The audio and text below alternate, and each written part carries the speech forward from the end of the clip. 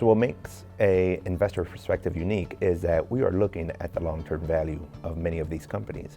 And so if you look at the S&P 500, say over the last 30 or 40 years, since the 1970s, intangible assets have grown significantly. And so when we're talking about patents, we're talking about brand value, we're talking about the value creation by many of these institutions, and human capital, it is an important component thereof, and therefore we have to include it.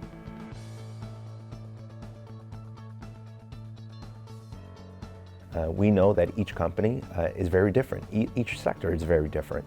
And so we have to incorporate relevance and materiality to ensure A, that it's relevant, and B, that the actual impact that particular component is taking an effect on the company's financials is material. When you are looking at data across a variety of different companies, you have to make sure that they are relevant, to make sure that they are material, that the data is standardized, and that the data is comparable. So be able to assess the opportunity set.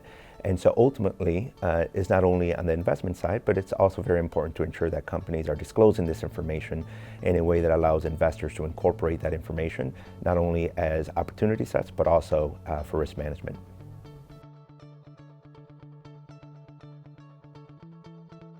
So diversity and inclusion can be both a financial and a social decision. However, first and foremost is a financial decision. There are multiple studies that have demonstrated the link between financial performance and diversity and inclusion. Companies are driven by the bottom line. They're driven by their earnings and what they can deliver in terms of shareholder value. If they incorporate diversity and inclusion, not only will they be making a social decision, but even more importantly, they'll be making a financial decision by adding and being accretive to shareholder value and adding to the value proposition for their shareholders as well.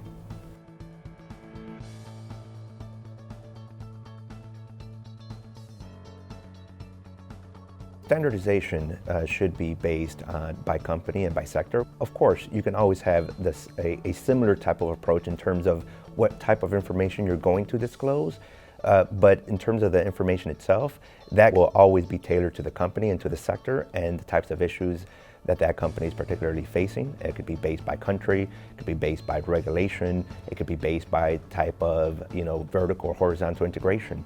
So ultimately, standardization is a thing that we seek, but not to the point where it becomes boilerplate.